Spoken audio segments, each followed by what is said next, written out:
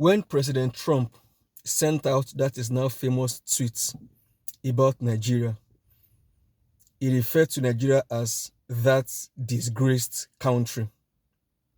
As a Nigerian, I felt ashamed, pained, and like breaking down in tears. That, or those, are the worst kinds of expressions I've ever heard in my life, used to describe a country. But that expression used by President Trump goes to the shame of Nigerian leaders. The shame of Nigerian leaders from independence till now, that in 65 years plus, Nigerian leaders have made the country a laughing stock of the entire country and of the entire world. Interestingly, as if to confirm President Trump's thinking and his vituperation about Nigeria being a disgraced country, the disgraced Minister of the FCT, Nyesom Wike, decided to give full expression, decided to demonstrate that disgraced country syndrome. And it's now a viral video, or there are now viral videos across the entire world of a supposed minister in a country with a sitting government, a sitting president, a minister appointed to oversee the country's capital, a minister appointed to represent the image of the president. Section 5 of the Constitution provides that the president holds executive powers, and the powers can be exercised through servants that are referred to as ministers. So when a minister acts, it is assumed or deemed to be the president who is acting, because he's acting on the president's behalf. So that day that Mr. Nyesom Wike stormed that so-called building site with all of his security aides, DSS, police, and his choristers to go assault that young naval officer, it is deemed in law that it was the president that was carrying out that act, because every minister acts on behalf of the president. Now, I'm trying to give you a perspective of what it means to be called a disgraced country.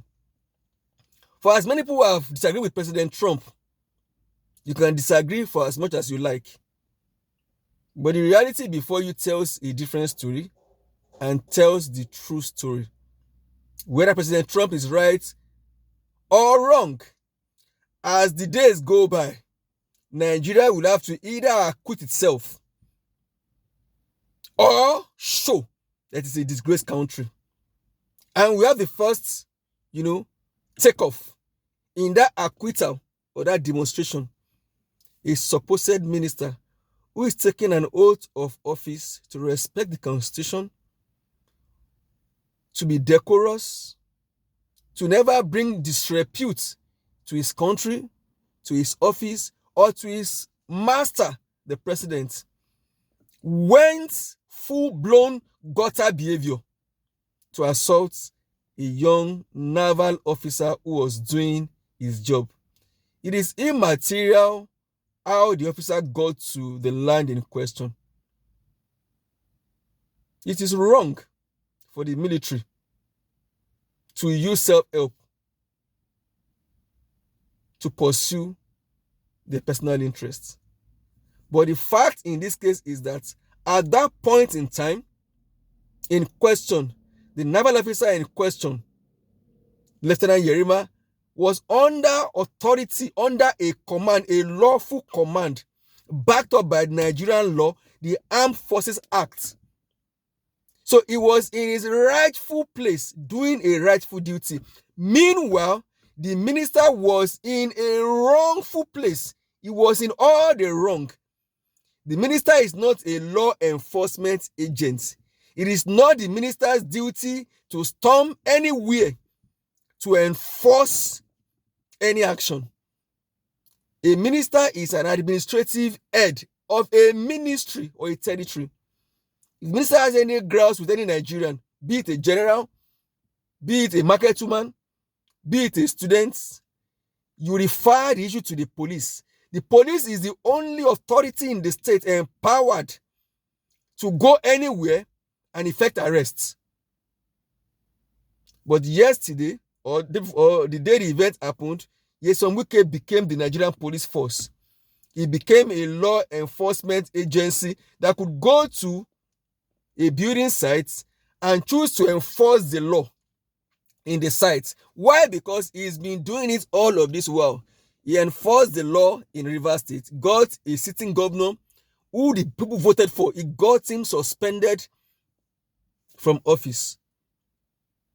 So he's had a pattern of misbehavior, a pattern of rascality, a pattern of gutter behavior. And he mirrors the Nigeria that President Trump mentioned in his tweets. Not every Nigerian is like Nyesom Wike, but unfortunately, quite a number of folks in Nigeria's political leadership, they are no different from Nyesom Wike. Some are public Nyesom Wike, some are closet Nyesom Wike. But when the chips are down, you're likely to see them in the same full-blown regalia that Wike put on that day to mess up himself.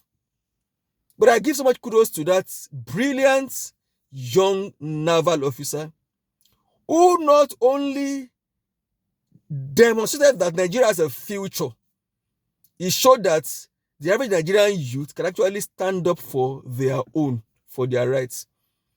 He was brilliant in his oration. He was courteous. He was firm, decisive, and he was sophisticated in his interaction with the minister, who displayed the rascality of the average agbero in a Nigerian Lagos motor park, shouting, using foul language, calling an officer of the Nigerian Navy a fool. Like they say, if you live, the longer you live, the very many strange things you come across in Nigeria. What you have not seen in 65 years, live one more day, you come across another strange thing. That a minister who is sackable, who can be thrown out of office tomorrow, would call a young Nigerian officer who has pledged to lay down his life to defend Nigeria's territorial integrity. That officer tomorrow can be posted to Borno State to fight Boko Haram. That same officer, that is the person that Wike is referring to as a fool. That officer was trained in the Nigerian Defense Academy with Nigerian taxpayers' money. That officer represents the future of the Nigerian military. Nyesom Wike represents the past of Nigeria's dirty history. And that is the person he is referring to as a fool. In any sane country, before nightfall, the president would have sacked Nyesom Wike for bringing the president into disgrace and bringing the presidency into disrepute and making his country a disgraced nation. But interestingly, Wike is still bouncing around. Why? Because like I said, Wike is the symptom of the Nigeria President Trump referred to in his tweets. Go across the broad spectrum of the Nigerian political class. You have an abundance of Nyesom Wike who can be let loose at any time. And that is the sad tale of the Nigerian project. But like I did say, I'm happy, particularly with how Nigerians have taken up the issue. I mean, it just shows that there's a future for Nigeria, even though everything looks bleak. And Nigeria looks not to be moving in any direction because of the very evil men who have held the country captive.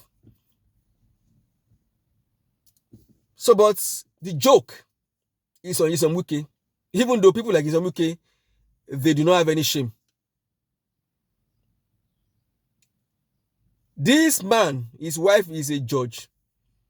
So you imagine that after that very disgraceful area boy behavior, he will go back home that night to his wife, who is a judge, how would his family feel?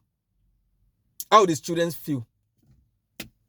But he then tells you that perhaps that is even the way he speaks to his wife at home. That's the way he speaks to his children. All of those sycophants who were behind him, the DSS, the policemen, and the Ministry of FCT staff behind him, obviously that is the way he speaks to them too. But they care less, because they are all part of Nigeria's problem. They care less. They care less. They care less. They care less. It is a shame that 65 years plus later, Nigeria is still going through the same circle of bad, poor, rascally leadership. Men who should not come close to political power. Men who are like, if you are calling your first 11, they are the 20th 11 of Nigerian states. If you're going to pick leaders over and over and over and over and over and over again, we'll go 20 rounds, and Nyesom Wike should not get to be selected on the bench, not to be fielded in political office. But like President Trump said, and that is why he called Nigeria a disgraced country, because only a disgraced country we have Nyesom Wike as a minister. Yes. And that is my truth. That is my position. Only a disgraced country we have Nyesom Wike as a minister. And that even up until now, he's still in office. Has not left office. It is shameful. It is pathetic. But like I said, I salute Lieutenant Yerima. Respects.